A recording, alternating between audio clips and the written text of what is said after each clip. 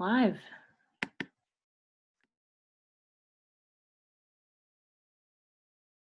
We're on. All right, we are on for another evening, our 8th week of the Stay Home live virtual poetry reading series here at the Indigenous Art Gallery and Cafe. We welcome you here to another night of Indigenous poetry, Indigenous artists. We have a great show lined up for you tonight. We have two young poets, spoken word poets, who I'm very excited to have on our show this evening.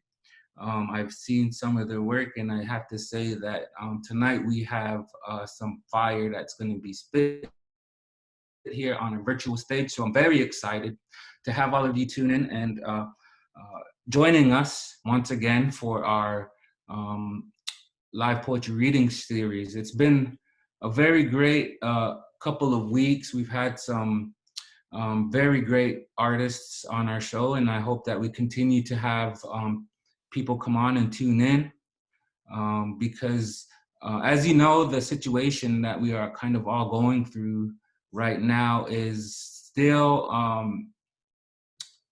being it's still a severe situation. So one of the things that we do here at the Indigenous Peoples Art Gallery and Cafe is put on these events so that young people, people in our tribal communities, we all do our part by staying home, that we all do our part by continuing to flatten the curve. That's the message that I've always been trying to convey through this poetry reading series, is that we all do our part and stay home and flatten the curve, protect our elders, protect our immunocompromised, and most importantly, our children. And, I know that, the weather's getting nice and, some of the states are letting up from the restrictions. But now is, I think, one of the most important times that we have to do our part as young Indigenous people to stay home, stay home, create, write some poetry, paint some pictures, create some music.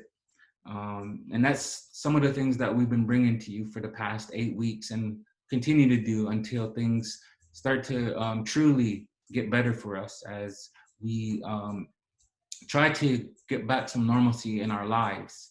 And so with this show, I wanted to just share, different perspectives, different stories from all of these Indigenous artists, these young Indigenous artists who I've had on the show. And tonight, I wanted to just edutain everybody and provide really dope artists and dope art. So I thank you all for tuning in. I thank you all for, again, giving me your time and your attention here. So throughout the past couple of weeks, as I've been doing this show, I've always been trying to promote and get people to create from our last show and to create poetry or whatever your artwork is. And I've been just, writing poems for this, specifically for this show. And I've been, the format I've been following is just reading these poems before I get this party cracking, because I not only am telling you, the audience, you young Indigenous artists out there, you young Indigenous creators to create, but I'm also doing it as well. So if you look through my page, I post my artwork that I do throughout the week, throughout the month. And I share all of the other artists who've been on my stage and try to continue to promote them and their work. So continue to share and like the Indigenous Peoples Art Gallery and Cafe Facebook page, because we're gonna keep bringing entertainment to you so long as I can keep providing it and keep bringing you these unique stories, this unique art, this unique perspective from our Indigenous artists. So with that, I'm very excited. I'm happy to get into tonight's show. We got, like I said, some really great poets for you. I'm gonna get this party started with a poem I wrote this week.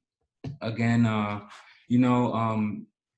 just trying to, get all of these thoughts and stuff out, because here at the Meskwaki settlement, we've been under a shelter in place, since March, I believe. I don't even know anymore. It's been so long. But, we, are still trying to do our part here. And, considering that all around us, the state's opened and things are, starting to get back to life. People are going back to work and stuff. It's kind of scary, but I really want to just keep pushing that message and doing our part and staying home and flattening the curve. Shout out to all those tribes, all those healthcare workers. This show's dedicated to you. Shout out to the Navajo Nation, the Dene people. We're all with you. We all support you. Stay strong, as well as the Dakotas, the Dakota tribes who are fighting their battles up in South Dakota. We're all with you. So keep fighting and doing your part to keep your people safe. So with that, I want to get into this poem real quick. I didn't have a title for it. It was just something I wrote up this week. Your words traveled many villages. Your blade has touched the surface of much of this land. In the distance, you flicker like a lightning storm, silhouettes of you swiftly swiping your blade across the hemisphere, pounding on the ears of the many who inhabit the marble red clay beneath. Your words bounce across each island, whereas as you crouch by the fire with your sword at your side and your hand drum addressing the moment with 4 sacred beats, magnified by the resonance of flare of each star exploding. The beat picks up as the sky rumbles and you take a breath just before you crack that first sound. There's a moment when the seeds begin to sprout into life, and before the plant breaks the surface of the earth and becomes a forest, 57 million square miles. The rivers come to a still, the birds singless, and the snow begins to settle. As we embrace in this new chapter of meaning and life and swordplay, as the flame flickers out and you stand in elegance, renewed and ready to carry on the words to a different land. That was kind of a poem inspired by hip hop and my love for hip hop, and just thinking about the kind of the hip hop culture. Just kind of what's going on with hip hop artists at this time who are kind of using like this virtual platform, this virtual stage to continue to do their artwork as well and to perform. And that's kind of what that poem kind of came from, was just some of these artists who kind of go place to place and share their message and their art and their hip hop. That's something I really love here at the Indigenous People's Art Gallery and Cafe. If you've seen the other shows, we've had a lot of hip hop artists on, and that's something I still promote and I love to promote. So shout out to all the hip hop artists out there doing your thing and still continuing to create.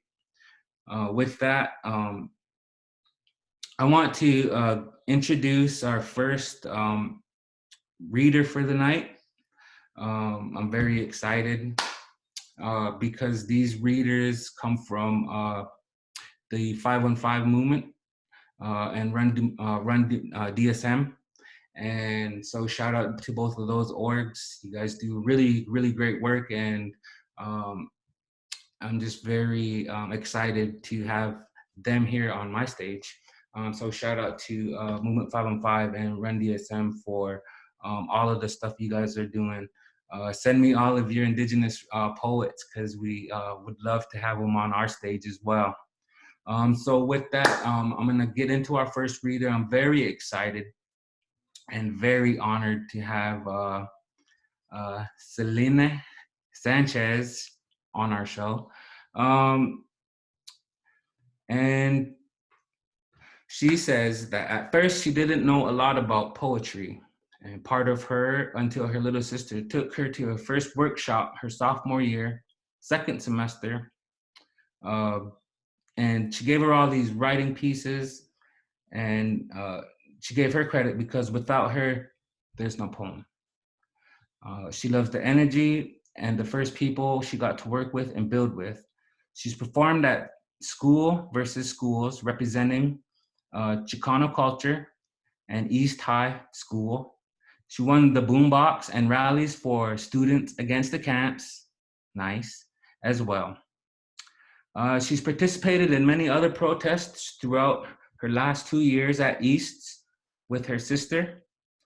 She's gonna start culinary school. She started culinary school when she was 15 and will be finishing her 2 years at DMAT. And this is the exciting part. She was captain for a cooking competition representing the city of Des Moines by ProStart. And she plans on going to culinary school in Colorado.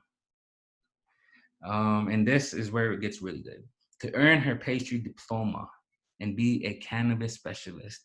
Now, this right here is going to be my pastry chef when I become famous. Just kidding. She wants to show the Chicano community that this plant shouldn't define us because of the stereotype, and show its real purpose to heal, which, again, if you know me, you know I'm a supporter of CBD. Shout out to Team Brady.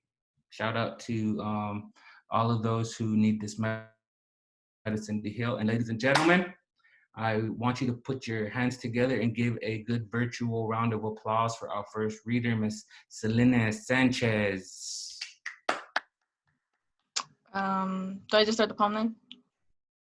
Thank you for that introduction. And again, I didn't get to say in the beginning, but I love your look, like the braids and everything. Ask my sister. I be on that. Okay. To the country that promised me a dream, don't tell me what to say, I had to speak. Our voices reach higher than homeland mountain views. We look over the walls you build with peace in our palms. We've stayed quiet for too long. It's time for La Bestia to feast. This poem is for my ancestors in unmarked graves. This poem is for me and those who share the same race. You attack us with your racial remarks. It's sickening. This Spick's grandparents picked the fruit your ancestors ate with silver spoons. Did y'all forget? You invaded us, but ask us to leave? Build a wall.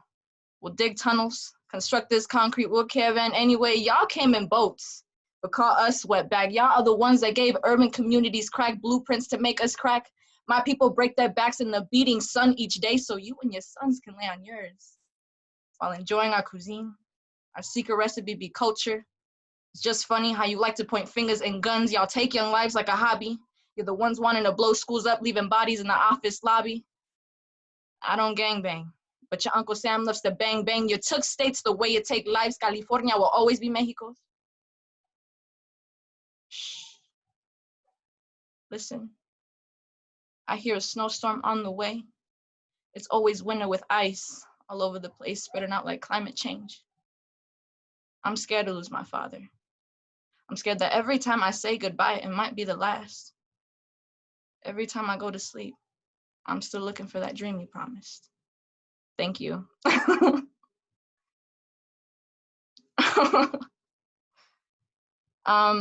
When I wrote that, I had actually left, I think, my first school versus school slam with my sister, and she had performed that night. And I don't know, something clicked into my head. And so then we're on the way to the bus stop, and I'm like, yo, check this out. So I'm like, I'm just going crazy. And she starts helping me, and she's like, oh, put this. And we both kind of basically put that poem together. So it's kind of both of our like experiences of what we have to go through as colored people.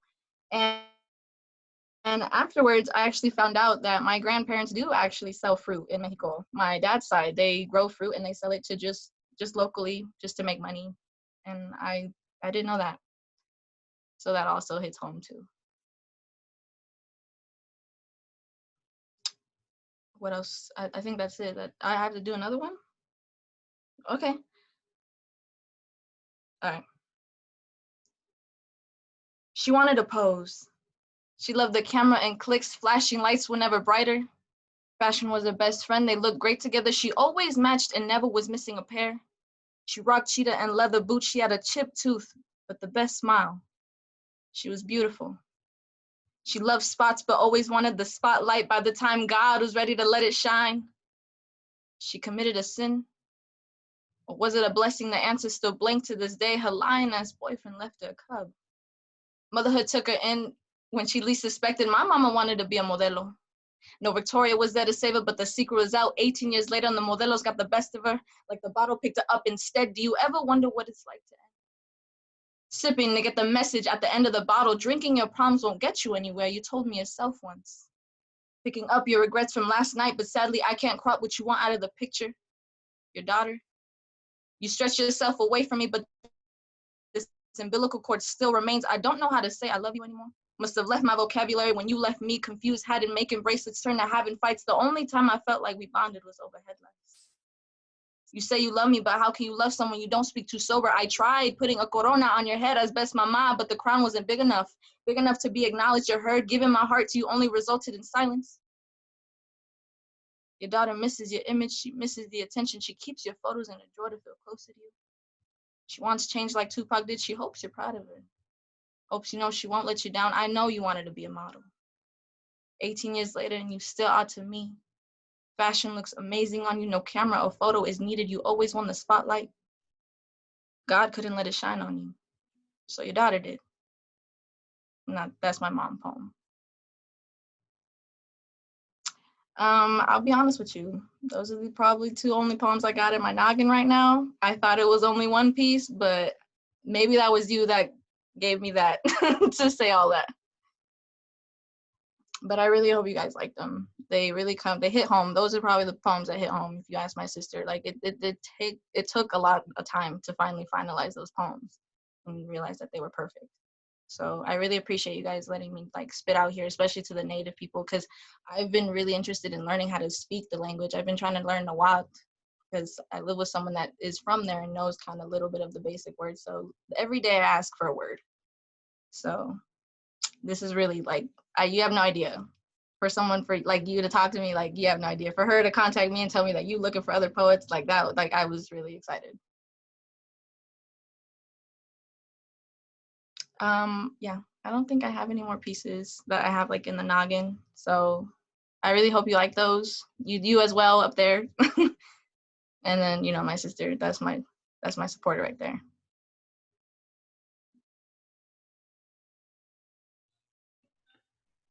All right, we're back. All right, thank you, Selene. That was really dope.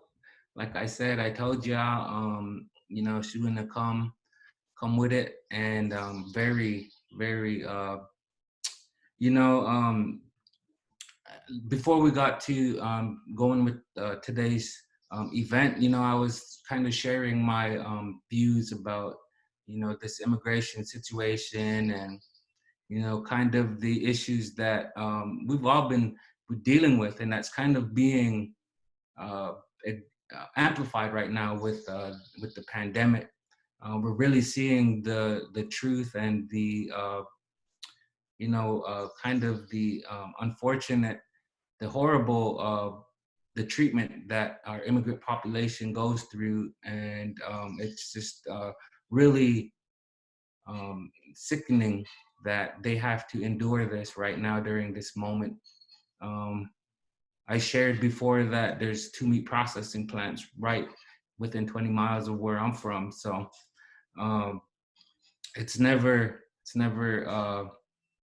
good to see people treated like that, to go to work and be forced to go to work, and to if not, have their whole livelihood taken away when there's nothing you can do about it, because of the fact that you have a virus out there that there's no cure for. So you know, shout out to all of our relatives from the South, and again, keep fighting. You know, we're here with you. You know, we support you, and yeah, just keep hanging in there, because eventually things will get better.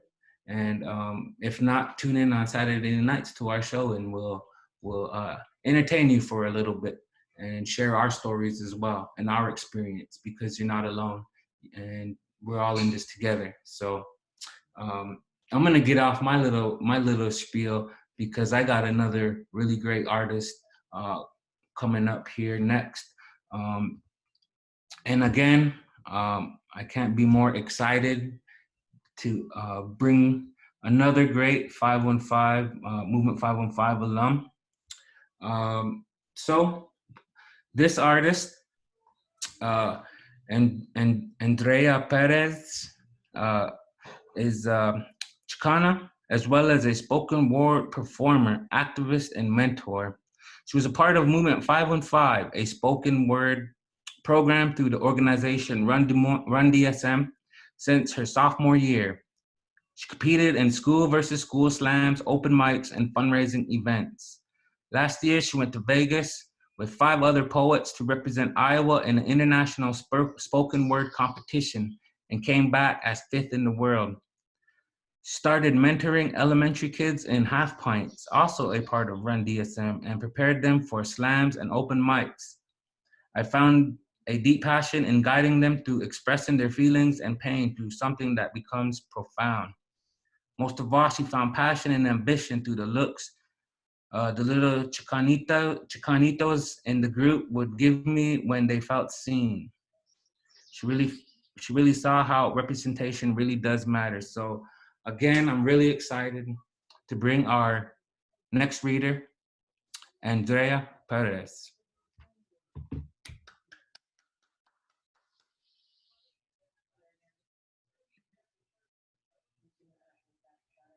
Okay. Hi. Thank you for giving me the opportunity on your platform as well to perform my poems.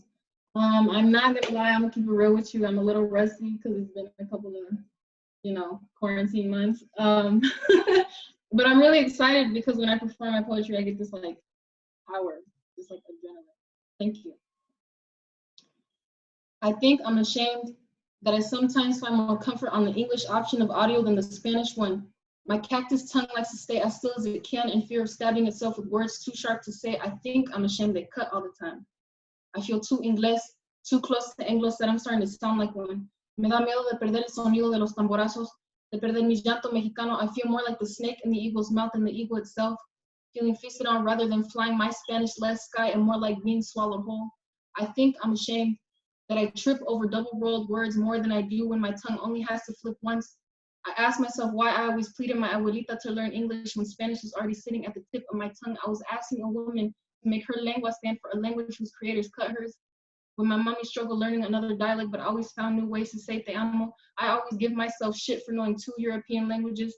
Like I'm not qualified to mourn the death of my ancestors because my words will mimic those they heard seconds before dying.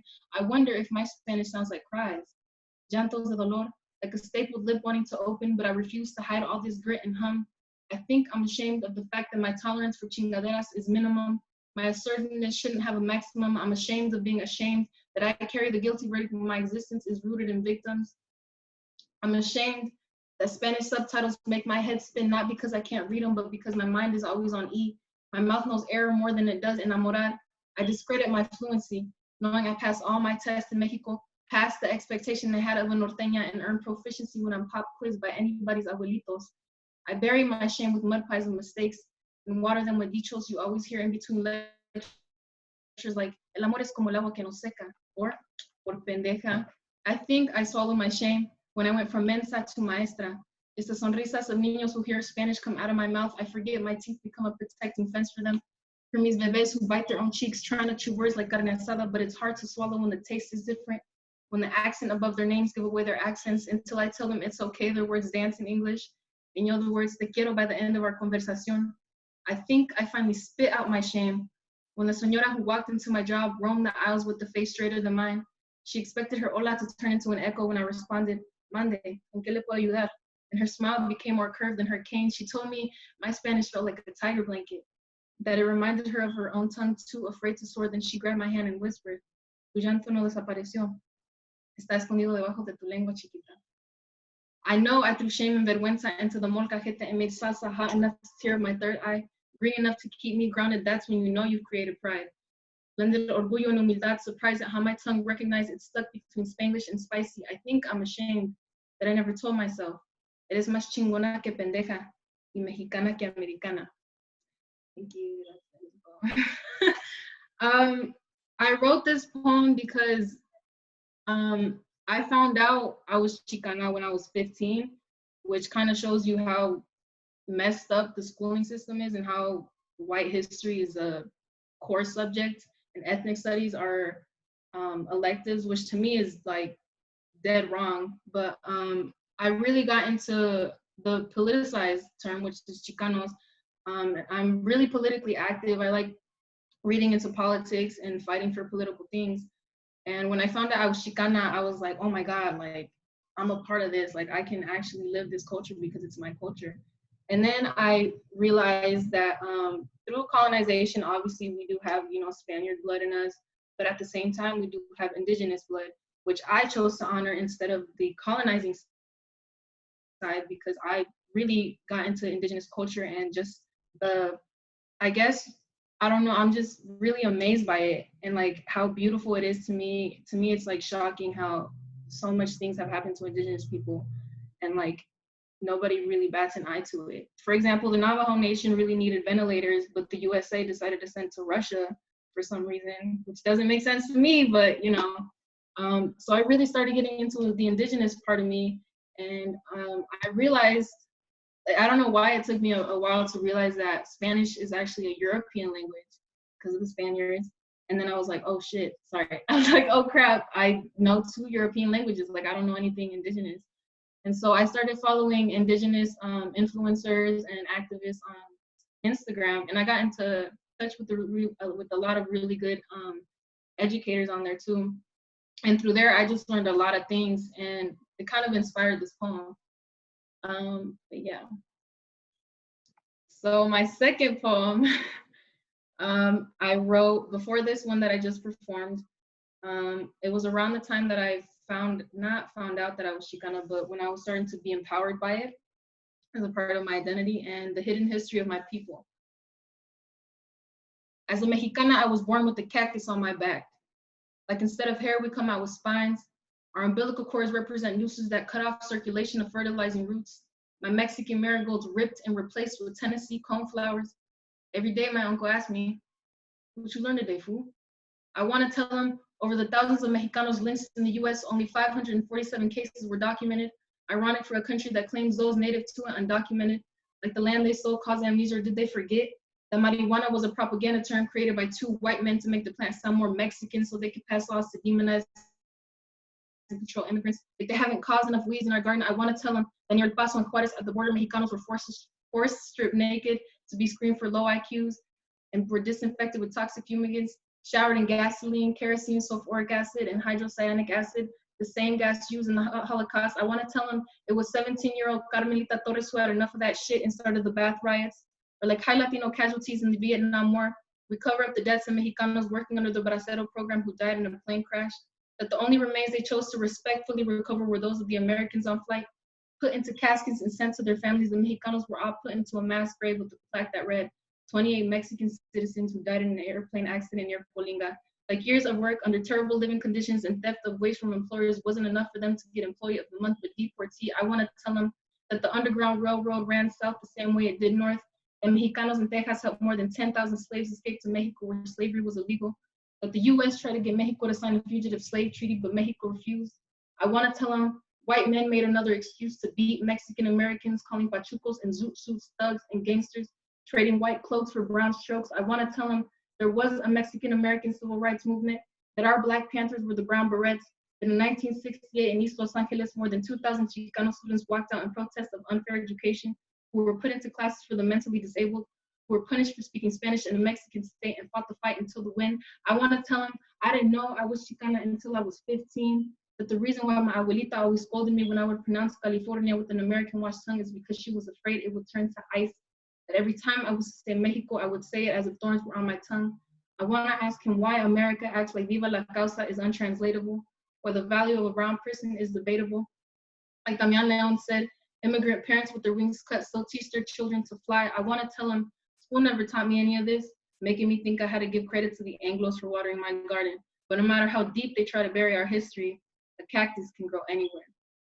So that's my poem. I took Urban Leadership 101 through the creators of Run DSM, Emily Lang and Christopher Rollins. They were my teachers for Urban Leadership 101. And through that, we learned about like social injustices and hidden history that the school system, the curriculum at least, doesn't really teach us. And I didn't really see my people being acknowledged, not ill intentionally, but like I gave them the feedback that I was like, hey, could we go more into Chicano studies too? And they were more than open to it. Literally like 2 days later, the class watched the Chicano documentary of Arizona, how these white teachers were being intimidated by the ethnic studies, thinking that it was like anti-white. And after that, we also learned about like the Chicano movement and everything. And like, I felt so like seen. And obviously their openness helped a lot. And they've been advocates for immigrants too, and like our people as well. And they become really more educated as well on our people and like Mexican Americans. And as soon as I began empowering myself as a Chicana, I realized that a lot of my other counterparts or like fellow poets or fellow students started, well, at least the Mexican American ones started identifying as Chicano and Chicana as well. And that to me was like humbling, because I'm like, wow, I'm really helping them become proud of who they are, as well as like politicize themselves. And that poem has gotten a lot of good feedback. I performed it, so like that's basically my Billie Jean of poems. I performed it so many times, and every time I get really good feedback, because a lot of people are like, you just taught me like a whole hour of history in like 3 minutes. And I'm like, yeah, that's the point. But yeah. That's all I got.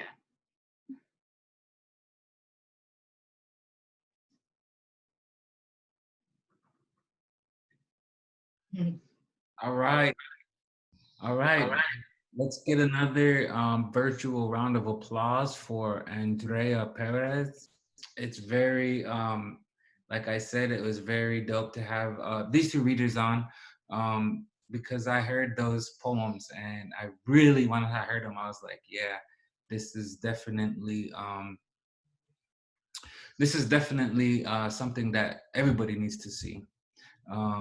So again, I really want to thank our readers and our poets for coming on and being a part of this unique virtual stage that I created. It's pretty cool that I get to share and bring such dope poets and dope artists to the stage, to your living rooms, because again, these are very important things that we need to hear. And we need to continue to share these stories and have them heard. And so, I thank everybody for tuning in. I thank everybody for continuing to watch the show. We're still going to continue to bring poetry for another couple weeks, but I'm thinking about opening up the show to doing other readings, because I have a lot of friends who are nonfiction and creative nonfiction writers, a lot of people who are like, why, So again, I love poetry, I love hip hop, like I said, but I really want to touch all aspects, because again, these stories are very important to hear and get kind of an idea of what it is that we are going through as young Indigenous people, not just in this country, but again, all over the world. So I'm very fortunate and blessed and grateful to be able to provide this kind of entertainment to you. And again, we still have some writing calls out there for poets to continue to try and send in your biography and short little video of your work, just like examples that you've seen tonight and that I've shared. Get those in, and we will get those reviewed, and hopefully you could be on our stage here at the Indigenous Peoples Art Gallery and Cafe. So with that,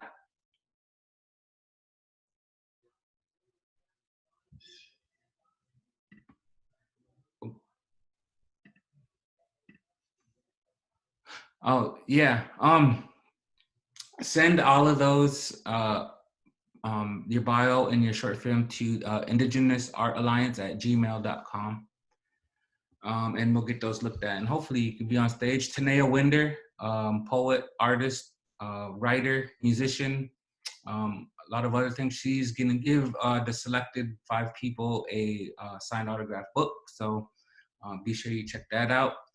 And also tune in next week. We got another great show for you, some more poets. Again, we're gonna keep working this out. I'm always looking for poets to come on. If you're out there watching and you want to be on our virtual stage, hit us up.